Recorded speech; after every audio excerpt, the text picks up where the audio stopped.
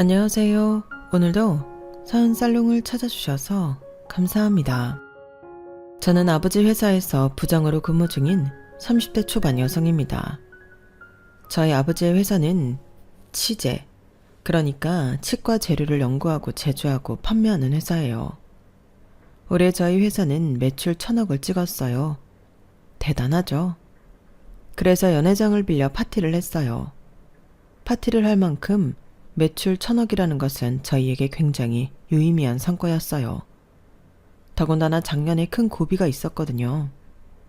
사실 저희 아버지는 두 회사의 사장님이었는데요. 하나는 방금 말씀드렸던 치제회사고요. 다른 하나는 이불회사였어요. 아버지는 이불회사에 굉장한 애착을 가지고 있었는데 불행하게도 이불회사는 불미스러운 일로 폐업하게 되었어요. 단순히 폐업만 한 게 아니라 빚도 떠안게 되었죠.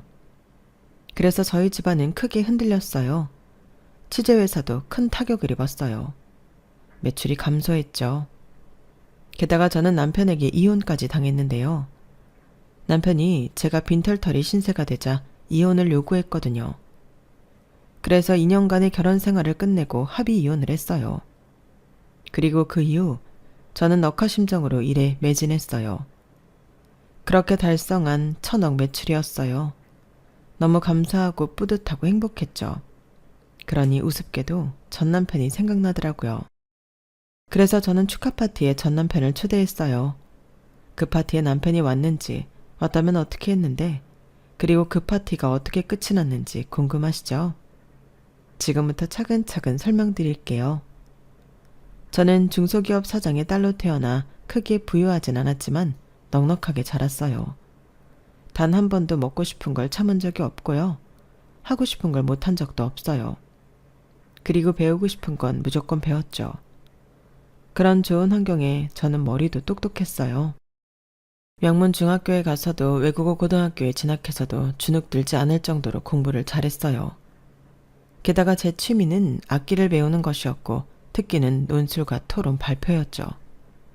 어디 한 구석 빠지는 것 없는 학생이자 딸이었어요. 물론 고등학교 3학년 때 갑자기 밴드가 하고 싶어서 밴드부에 들어가 공부는 안 하고 악기만 뚱땅거려서 서울대에 가지 못했어요. 그래도 인서울은 했어요. 그리고 대학교를 졸업한 뒤에는 아버지의 건의와 제 선택으로 미국으로 유학을 갔어요. 거기서도 경영학을 공부했어요.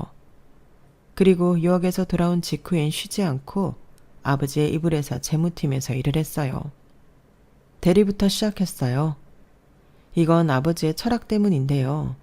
아버지는 제가 밑에서 경영 실무에 대한 공부를 하길 바랐거든요. 그래서 저는 대리로 시작해 일을 했어요. 근무를 하던 초반에는 조금 불만도 있었어요. 왜냐하면 아버지는 아니라고 했지만 다들 제가 아버지의 딸이라는 걸 알고 있었거든요. 그래서 제게 함부로 이거 해라 저거 해라 못하고 부하인데도 자꾸 존댓말을 하는 불편한 상황이 이어졌죠. 그리고 솔직히 말하면 제가 사장 딸인데 허드렛 일을 하는 게 싫었어요. 처음에 회사에 입사하면 기본적인 것이라기보다는 보조적인 업무를 하게 되잖아요. 저는 메인이고 싶었어요. 그러다 보니 저에게 주어진 일이 너무 작고 하찮게 느껴졌어요. 그래서 하기 싫었어요. 하지만 저는 묵묵히 해나갔어요. 왜냐하면 저는 경영학을 배우며 사업이라는 것의 복잡성과 어려움을 알게 되었거든요. 그러니 수년간 직접 경영을 하는 아버지를 존경하게 될 수밖에 없었죠. 저는 그런 아버지에게 실망감을 안겨드리고 싶지 않았어요. 그리고 딸로서 경영학의 후배로서 아버지에게 인정받고 싶었어요. 그로써 저도 저만의 사업을 하고 싶었죠. 제 운명이 아버지의 사업을 물려받은 것일지라도 말이에요. 그럼 잠깐 아버지에 대한 이야기를 할까요? 저희 아버지가 이불회사를 차리게 된 계기에 대해 설명드릴게요.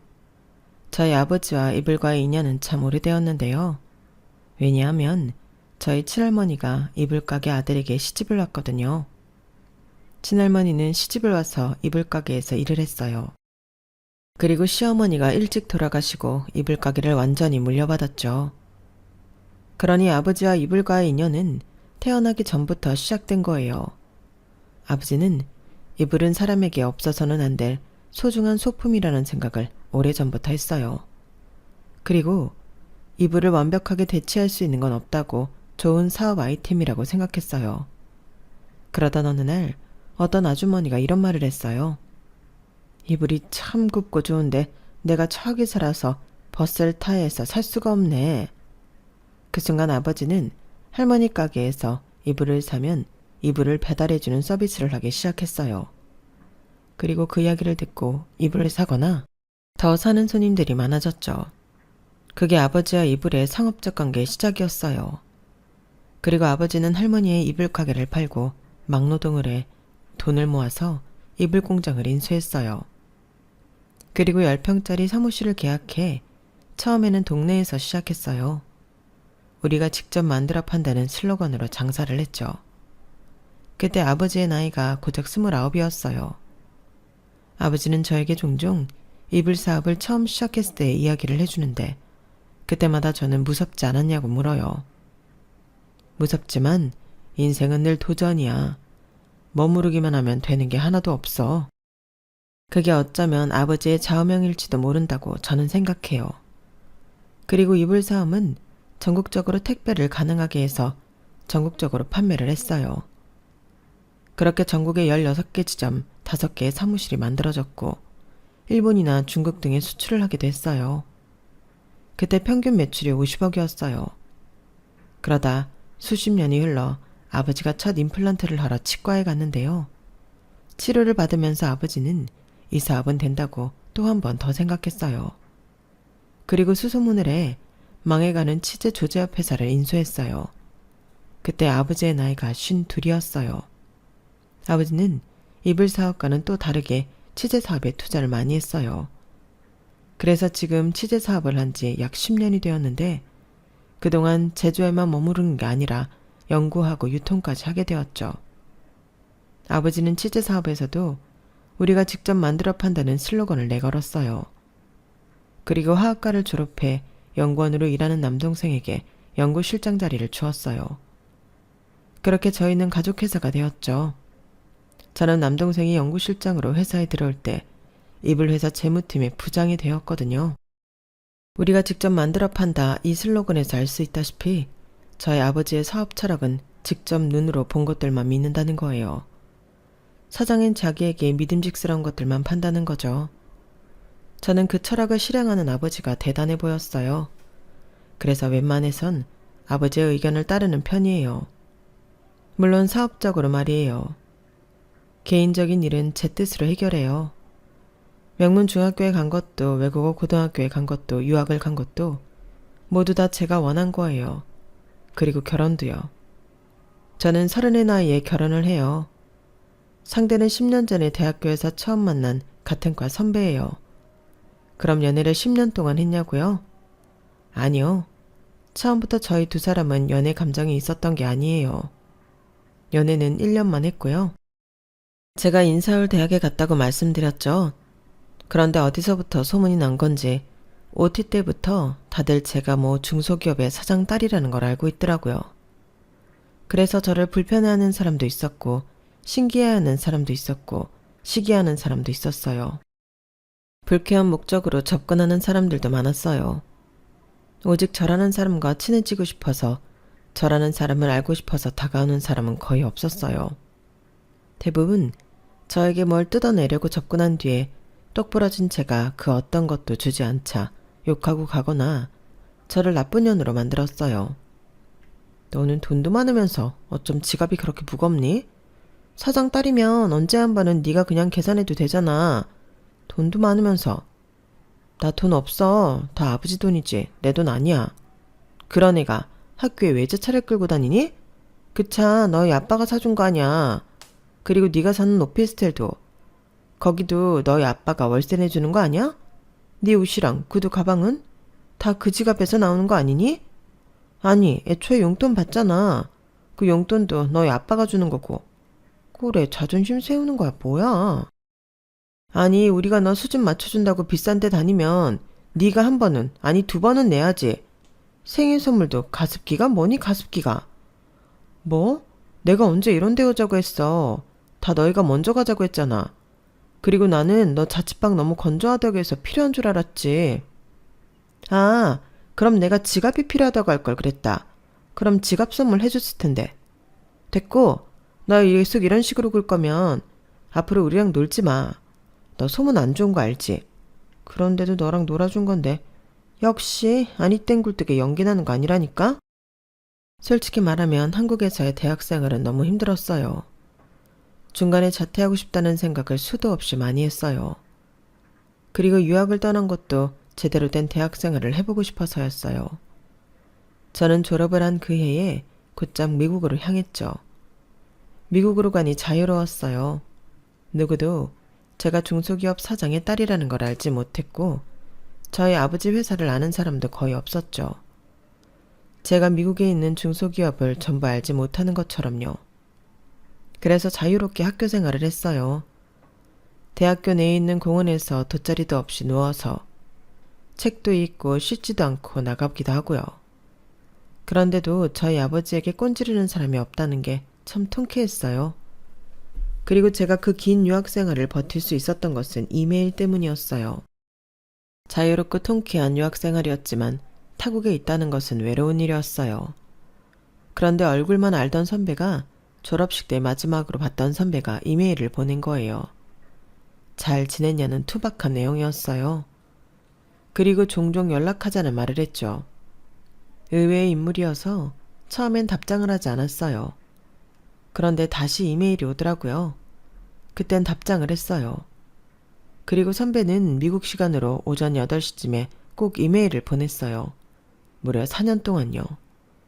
그래서 저는 매일 선배의 이메일로 따뜻하게 아침을 열었어요. 그동안 저는 선배에 대해 참 많은 걸 알았어요.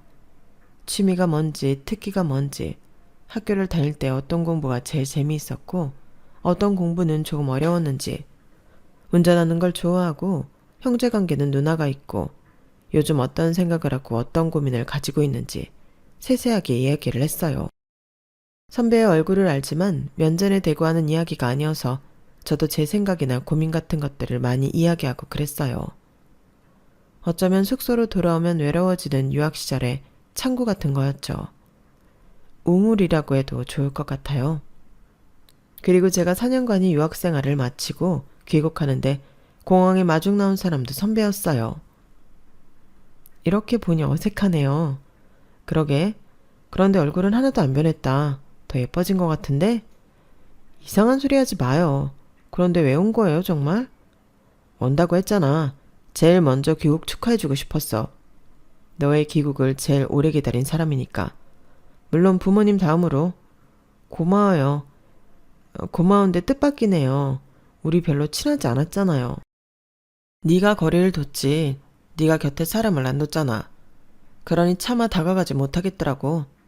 그리고 이메일에서 말했듯이 나도 그렇게 보일까봐 걱정스러웠어. 나는 너랑 오래전부터 친하게 지내고 싶었어. 물론 그것도 이메일로 말했지만 저 돈 없어요. 집불도 없어요. 아버지도 대기업도 아니고 중소기업 사장이에요. 정말 저랑은 아무 상관없고 관련도 없어요. 알아. 내가 분명 이메일에서도 그런 건 상관없다고 한 것 같은데 막상 얼굴 보니까 거짓말 같아?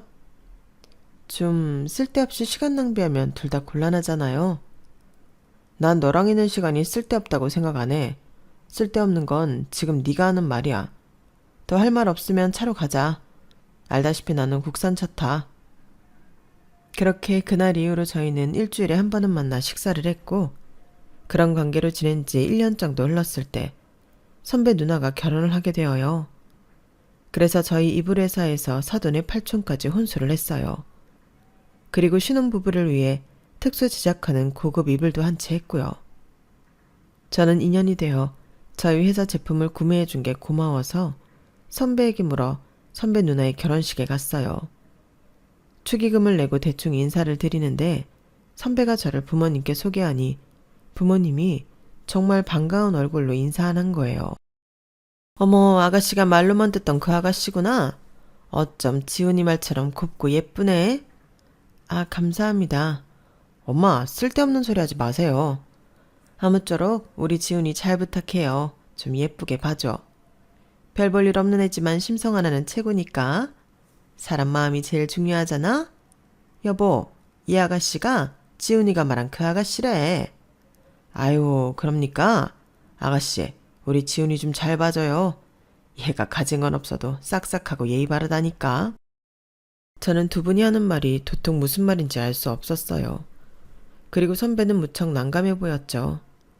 그래서 결혼식이 끝나고 선배가 저를 데려다주는 틈을 타 물어봤어요. 아까 부모님이 하신 말씀 무슨 말이에요? 아, 별거 아니야. 별거 아닌 게 아닌 것 같은데 뭔데요? 내가 네 이야기를 좀 했거든.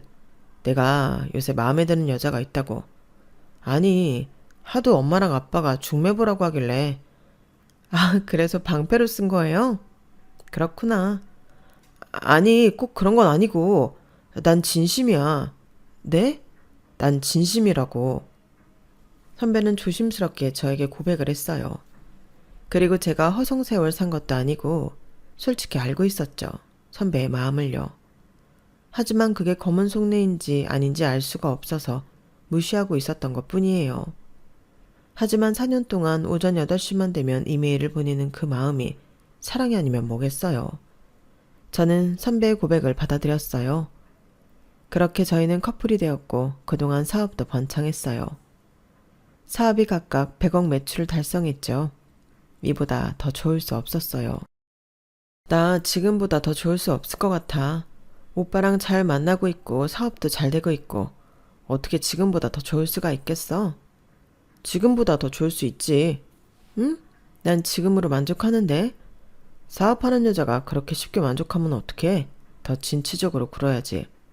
사업도 안 하는 사람이 잘도 하네. 어떻게 하면 되는데? 결혼하자. 내가 지금보다 더 행복하게 해줄게. 그렇게 저는 1년 연애 끝에 결혼도 하게 되면서 더할 나위 없이 행복한 생활을 하게 되었어요. 결혼 생활은 너무나도 만족했어요. 남편은 저에게 꾸준히 잘했고 그런 만큼 저희 가족에게도 잘했어요.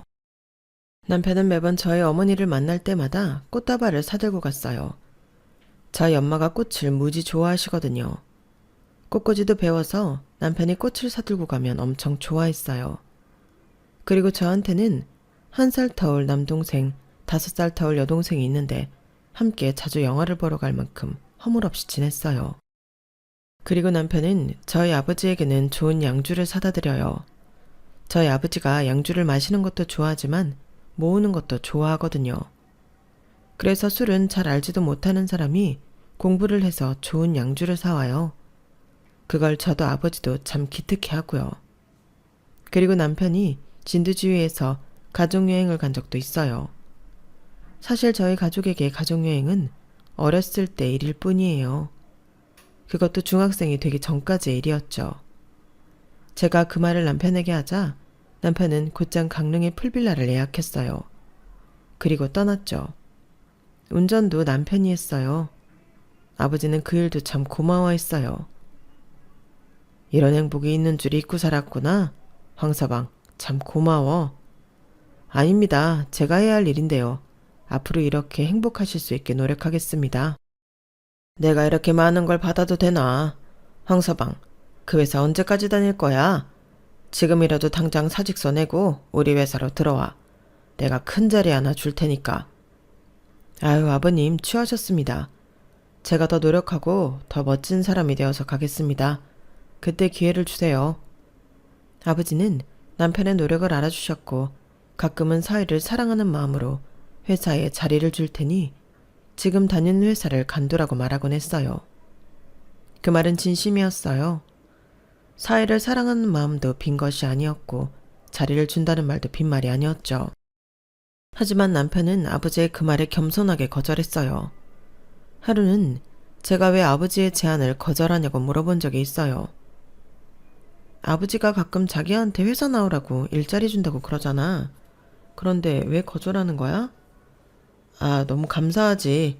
너무 감사하지만 냅다 받아버리는 것도 너무 가벼워 보이잖아. 아버님이 신중하게 생각해서 말씀해 주신 건데 나도 신중하게 생각해야지. 물론 나도 자기 회사에 아버님 회사에 도움이 되고 싶어 언젠가는.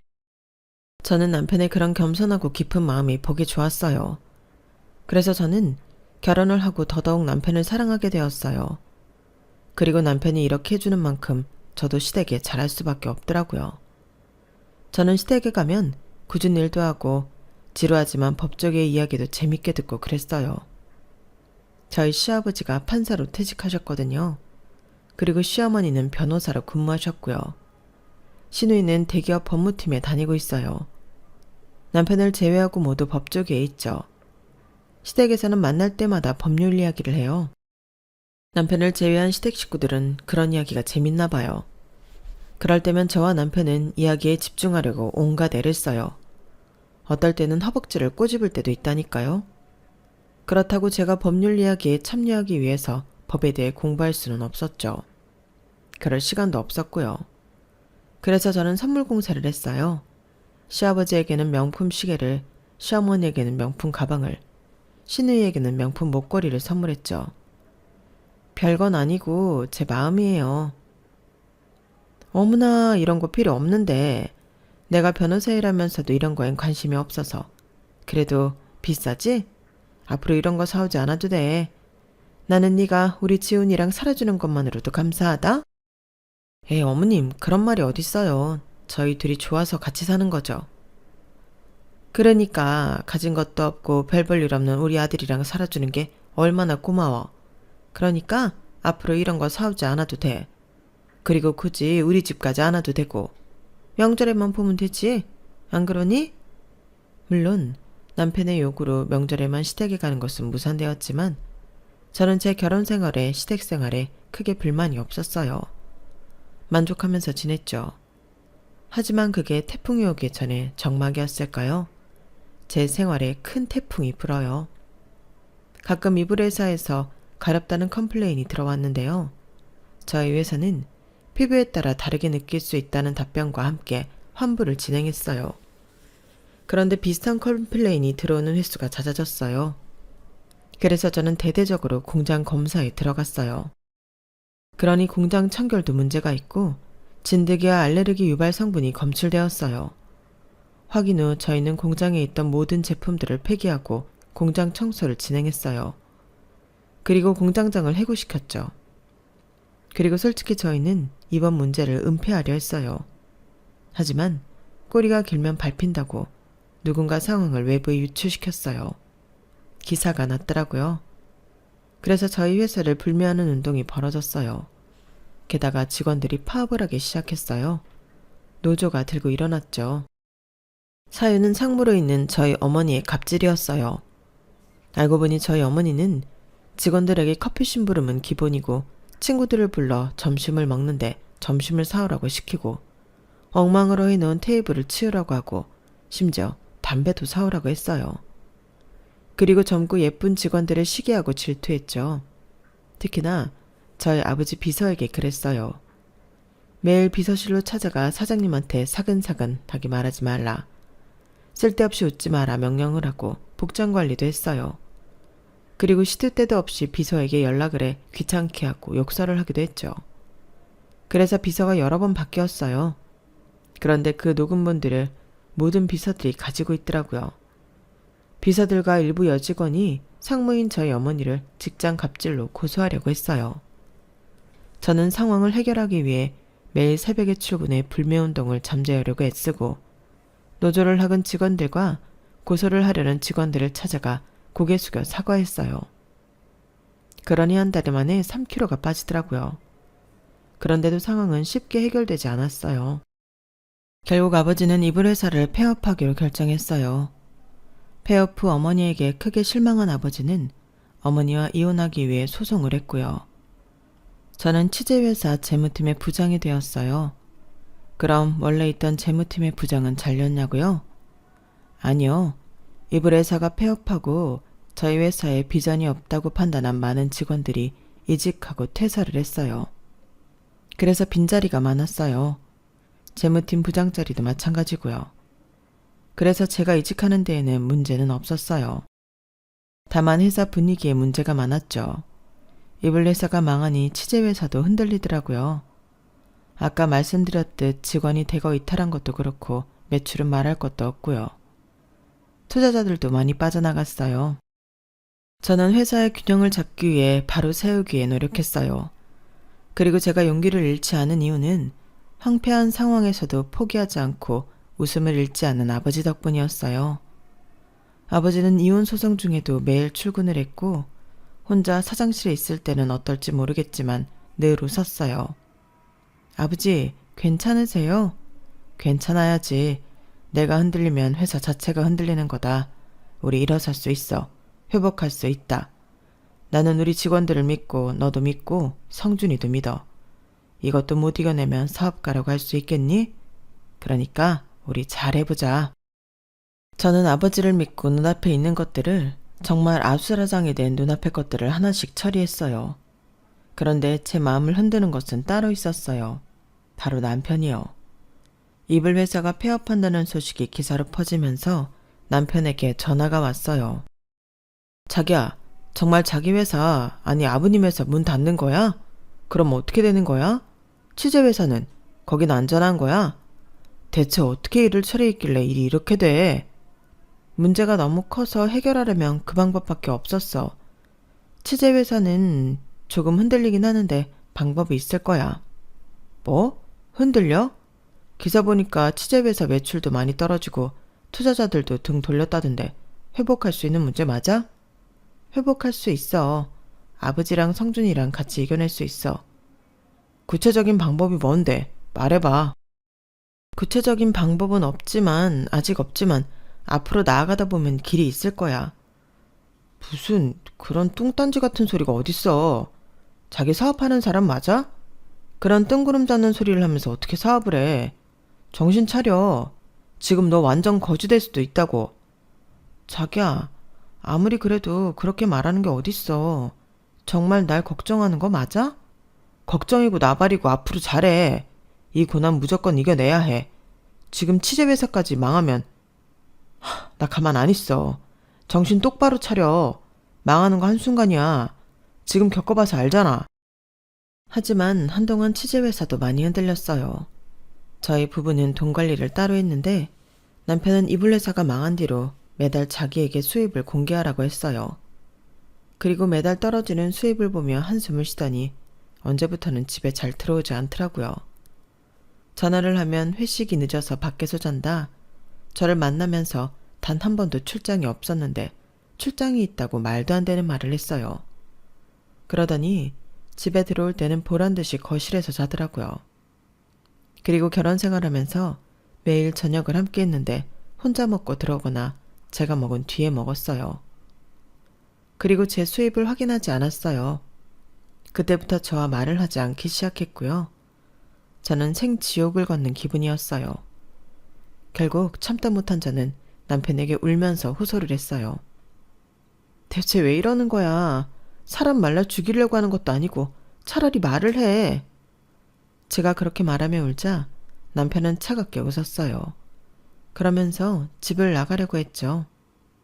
저는 오늘은 안 되겠다 싶어서 남편을 잡았어요. 조금 몸싸움을 했어요. 그러다 결국 남편이 저를 밀쳐서 제가 넘어졌고 남편은 10원짜리 욕을 했어요. 아, 이럴 줄 알았으면 결혼 안 했지. 그게 무슨 소리야? 당신 미쳤어? 적당히 해. 나도 많이 참고 있으니까. 너 이렇게 쫄딱 망하고 나서부터 우리 집에서 나 다시 개무시당한 건 아냐? 집 비밀번호도 바꿨더라. 내가 돈이라도 달라고 할 줄 아는 건지. 그건 또 무슨 소리야. 알아듣게 이야기해. 나 지금 당신 말 하나도 못 알아듣겠어. 순진한 척 내숭 부리지 마. 우리 집에서 나 무시하는 건 네가 몰랐다고? 맨날 가진 것도 없고 보잘것없는 아들이라고 하는데 그걸 몰랐다고? 언제 한번 우리 엄마 아빠가 나보고 우리 아들이라고 부르는 거 봤어? 장인어른은 맨날 그러잖아. 우리 딸, 우리 아들. 그런데 우리 엄마 아빠는 안 그래. 단 한 번도 나를 그렇게 부른 적이 없다고. 아, 그래 한 번 있었다. 내가 너랑 결혼할 것 같다고 말했을 때 그때 한 번 우리 아들 장하다 그랬어. 들어보니 남편은 가족 중에서 유일하게 법조계 일을 하지 못한 미운오리 새끼였어요. 특히나 어릴 때부터 공부를 잘하고 영특했던 누나와 비교를 많이 당했죠. 신위는 어릴 때부터 영재였어요. 그리고 명문학교를 다녔고 서울대를 나왔죠. 사실 시댁 식구들 중에 서울대를 못 나온 건 남편뿐이에요. 남편은 그때 재수하겠다고, 재수해서 서울대 가겠다고 했는데 시부모님이 그럴 필요 없다고, 넌 못할 거라고 했어요. 그래서 남편은 좌절하고 군대에 갔는데 입대할 때 아무도 같이 가지 않았어요. 남편은 휴가 나와도 갈 데가 없어서 휴가를 쓰지 않고 모아 일찍 제대했어요. 집에 가니 시부모님에게 어쩐 일이냐는 소리를 들었죠. 그리고 가족여행도 남편만 쏙 빼먹고 간 적도 있고요. 어디 가서 시부모님은 간혹 외동딸만 있다고 했어요. 남편은 지독한 차별 대우를 받으며 살았어요. 그래요, 그건 알겠어요. 그런데 지금 남편이 하는 말은 저랑 결혼한 이유가 부모님에게 인정받기 위해서라는 거잖아요. 제가 사장의 딸이니까요. 저는 어안이 벙벙했어요. 지금 나랑 결혼한 이유가 돈 때문이라는 거야? 내가 좀비처럼 대학 다니다가 주변에서 네가 사장 딸이라는 이야기를 듣자마자 할렐루야를 외쳤어. 내가 내 동아줄이었다고. 그런데 썩은 동아줄이었네? 완전히 똥 밟은 거지. 네가 사람이니? 네가 그런 이야기를 하고도 사람이야? 어쩜 사람이 이렇게 못됐어? 어떻게 그런 말을 해? 나는 너 때문에 다시 지옥 불구덩이에 들어가게 생겼는데 뭔 말을 못해. 이혼해. 내가 봤을 때 니네 가족 이제 손가락 빨면서 지내야 돼. 회생 가능성 없어. 이혼? 지금 말 다 했어? 자기야, 왜 그래? 나 지금 너무 혼란스러워. 그럼 모든 게 다 거짓말이었다는 거야? 오전 8시마다 이메일 보낸 거며 우리 가족한테 잘한 거며 자기가 나한테 한 말들, 행동들 다 거짓말이었다는 거야? 사람이 절박해지면 뭐든 해. 그러게 되어 있어. 뭐 그래도 내가 내 사정 고려해서 이혼 소송은 안 할게. 합의서 보낼 테니까 작성해서 보내. 그게 남편과 이혼하기 전에 나눈 마지막 대화예요. 그날 이후로 저희는 만난 적이 없어요. 그렇게 저는 이혼녀가 되었어요. 이혼을 한 뒤에 저는 병적으로 일에 매진했어요. 반드시 고난을 회복하겠다고 왠지 모를 복수심이 불타기도 했고요. 남동생도 새로운 임플란트 연구에 집중했어요. 저는 사비를 충당해서 연구를 지원했고요. 그리고 저는 이번 연구 프로젝트를 성공시키기 위해 여러 분야에서 투자자를 구하고 해외 수출을 고려했어요. 그래서 자주 해외로 출장을 갔죠. 저는 24시간이 모자랄 만큼 움직였어요. 잠도 줄이고 코피가 나는 건 일상이었어요. 그렇게 반년이 지나서 남동생은 임플란트 연구를 성공시켰고 저는 열심히 영업을 했어요. 그리고 고생 끝에 낙이 온다고 순조롭게 해외 수출에 성공했죠. 해외 수출이 되기 시작하니 국내에서도 저희 회사를 찾는 사람이 많아졌고요. 그렇게 저희 회사는 회복했어요. 이불 회사 폐업 후 1년 만에 매출 1,000억 원을 달성했죠. 아버지와 저 남동생은 그 성과에 무척 만족하고 감사했어요. 그래서 파티를 열기로 했어요. 그런데 저는 마냥 기쁘지만은 않았어요. 제가 너무 고단한 생활을 했을 때 그런 소식이 들렸거든요. 네 전남편, 그러니까 선배 말이야. 재혼할 수도 있다더라? 요새 국회의원 딸이랑 만나고 있대. 사귀는지 아닌지 모르지만 둘이 다니는 거 본 사람이 여럿이야. 어쩜 사람이 그렇게 간사한지. 너랑 헤어진 지 얼마나 되었다고. 그렇지? 전 남편은 저와 이혼을 한 지 얼마 되지 않아 국회의원 딸과 선을 받고 만나는 중이라고 하더라고요. 저는 친구의 말처럼 전 남편이 간사해 보였지만 마음이 너무 아팠어요. 슬펐고요. 솔직히 무너지고 싶었어요. 하지만 그럴 수 없었죠. 떳떳하게 일어나 누구보다도 제가 능력 있는 사람이라는 걸 남편에게 보여주고 싶었어요. 제가 저희 가족이 이대로 망하지 않을 거라는 것을 보여주고 싶었죠. 그래서 더 열심히 일했어요. 그리고 결과는 성공적이었죠. 저는 파티에 남편을 초대하기로 마음을 먹었어요. 5성급 호텔에서 성대한 파티가 진행되었어요. 저는 명품 원피스를 입고 파티 준비를 했죠. 회사 임원부터 직원들까지 모두 초청했어요. 아버지가 누구보다도 우리 회사에 남아준 사람들에게 고맙다며 대접하고 싶어 했거든요. 그렇게 파티가 시작되었어요. 그런데 남편 얼굴이 안 보이더라고요. 어디에도 남편이 없었어요. 그리고 아버지는 단상에 올라 매출 1,000억 원 달성을 축하하는 파티라며 파티의 주최 목적을 알리고 저를 회사의 상무로 남동생을 연구소장으로 승진하겠다고 선언했어요. 그리고 아버지는 저를 후계자로 임명한다는 저도 알지 못한 발표를 했어요. 하지만 임원들과 직원들 모두 후계자 발표를 인정했죠. 그리고 저는 파티를 즐겼어요. 고급스러운 음식과 샴페인을 즐겼죠. 그런데 뒤에서 누군가 저를 부르더라고요. 보니까 전 남편이었어요. 자기야, 오랜만이지? 자기야? 그런 호칭은 이제 아니지 않나? 적어도 상대를 생각하면 그런 말을 하면 안 되지. 상대? 자기, 아니, 너 지금 만난 사람 있다며? 그 이야기는 어떻게 들었어? 아직도 나한테 관심이 있는 거야? 설마, 원래 사람들 남 이야기하는 거 좋아하잖아? 대가 남은 아니잖아. 남보다 더 못한 사이지. 그렇게 선을 그을 필요는 없잖아. 아무튼 축하해. 이렇게 될 줄은 몰랐는데 사업이라는 게 정말 알 수가 없네. 그런데 나를 왜 초대한 거야? 내가 성공한 걸 누구보다도 네가 보고 싶어 할 것 같아서. 왜 그렇게 생각해? 나랑 헤어질 때 네가 그랬지? 나, 우리 가족, 우리 회사 절대 못 일어날 거라고.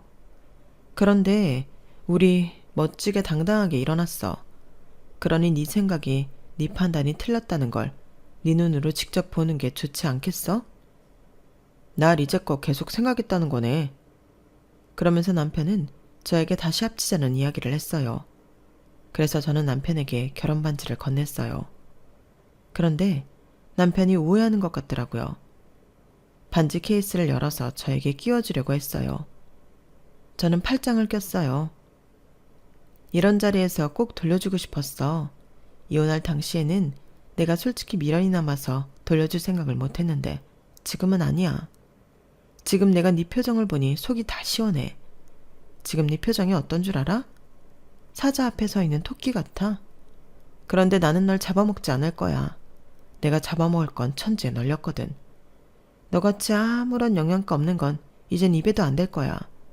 물론 내가 가장 힘들었을 때 위로가 아닌 비난을 해줘서 지금은 고마워.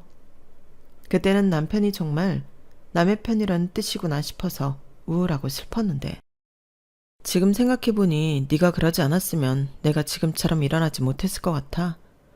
그렇다고 네가 잘했다는 건 아니고 남편이란 인간이 그래선 안 되지. 그 상처 내가 아직도 가지고 있어. 널 보면 아주 죽이고 싶을 정도로 미워. 그래서 널 초대한 거야. 아, 아까 다시 합치면 안 되냐고 그랬지. 왜? 국회의원 딸이랑 선보는데도 너희 집에서 너를 아직도 무시하니? 왜? 또 너 빼고 가족여행이라도 갔다 왔어? 넌 남의 상처를 그렇게 말해도 돼? 왜 이렇게 사람이 악독해졌어? 네가 나를 이렇게 만들었잖아. 내가 이를 갈게끔 만들었잖아. 그래놓고 이제 와서 그런 말을 하면 안 되지. 그러면 이제라도 내가 못 받은 위자료 줘.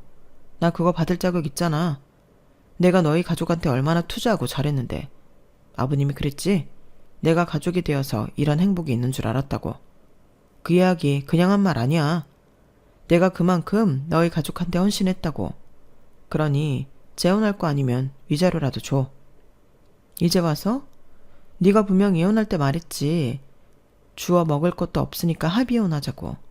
그런데 이제 와서 주워 먹을 게 생기니까 위자료를 달라고? 아주 밑바닥까지 가는구나. 미안하지만 너 먹으라고 떨어뜨릴 건 없어. 네 간사한 입에 들어갈 내 몫은 없다고. 그리고 지금 네가 그렇게 말하면 지금 만나는 국회의원 딸이 뭐가 되니? 아, 그것 때문에 그래? 우리 사귀는 사이 아니야. 그냥 알아가는 단계인 거지. 자기가 올바른 결정을 하게 되면 깔끔하게 헤어질 거야. 그런 사이니까. 에이, 지금 질투해서 괜히 그런 말 하는구나? 질투라고? 너는 정말 살기가 편하겠다. 어떻게 너 좋을 대로만 생각하니? 그러니 집에서 그런 대우를 받고 있지. 나는 그렇게 생각해. 네가 집에서 자신감도 없고 쩔쩔매며 사는 건 네 가족 때문이 아니라 너 자신 때문이라고. 너를 갉아먹은 건 너라고.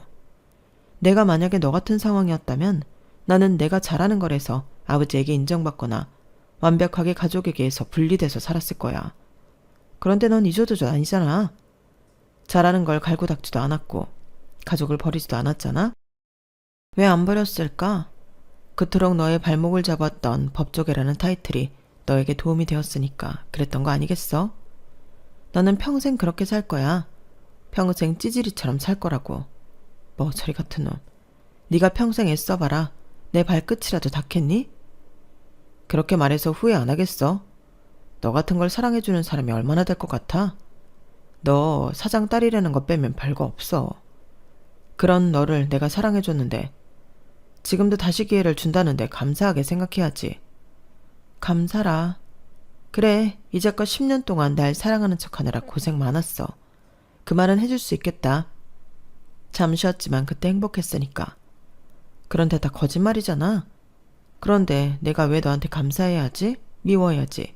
징글징글해야지? 공감도 지능이라는데 정말 너 지능이 낮은가 보다? 그럼 이제 나는 다른 자리로 가볼게. 너는 이날 이후로 먹어보지도 못할 음식들이니까 마음껏 즐겨. 뭐 챙겨가도 되고.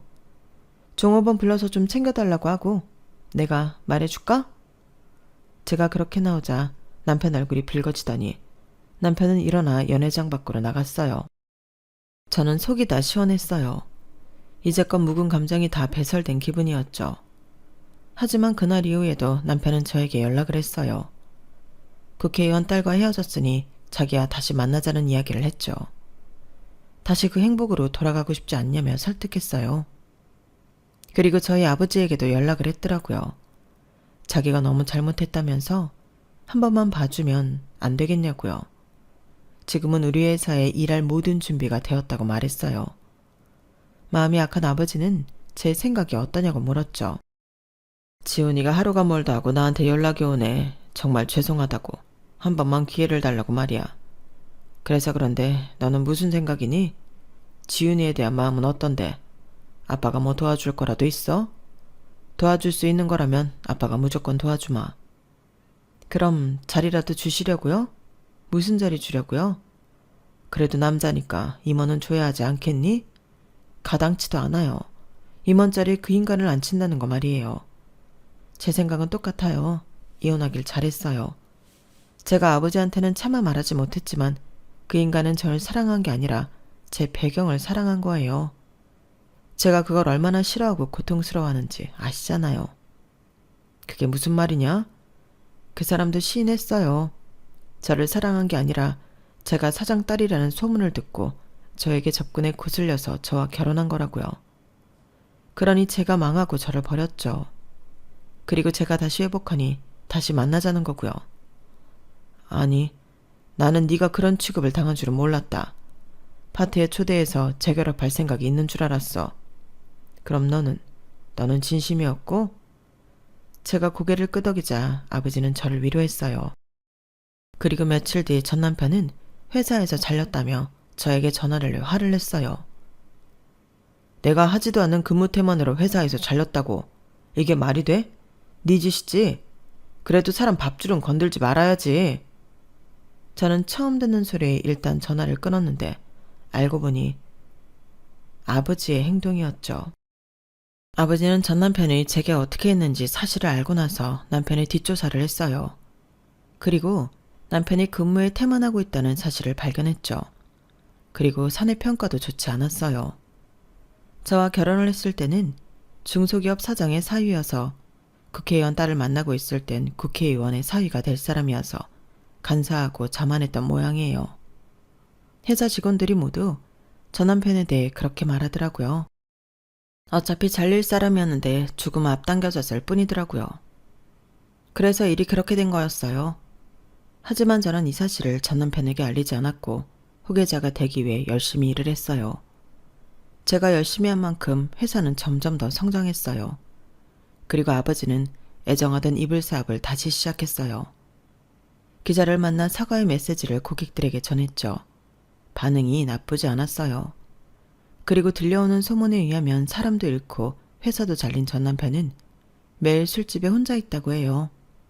그럴 시간이 없을 텐데, 정신 차려야 할 텐데 그런 생각이 들다가도 쌤통이다 싶기도 해요. 여기까지가 제 사연입니다. 간사하고 마음이 음흉한 여우였던 남편의 이야기 어떻게 들으셨나요? 여러분들은 과유불급, 욕심이 많으면 탈이 나기 때문에 적당한 욕심, 적당한 열정, 다들 알고 계시죠? 저도 잊지 않고 정도를 지키며 더 열심히 살아봐야겠어요. 모두 건강하세요.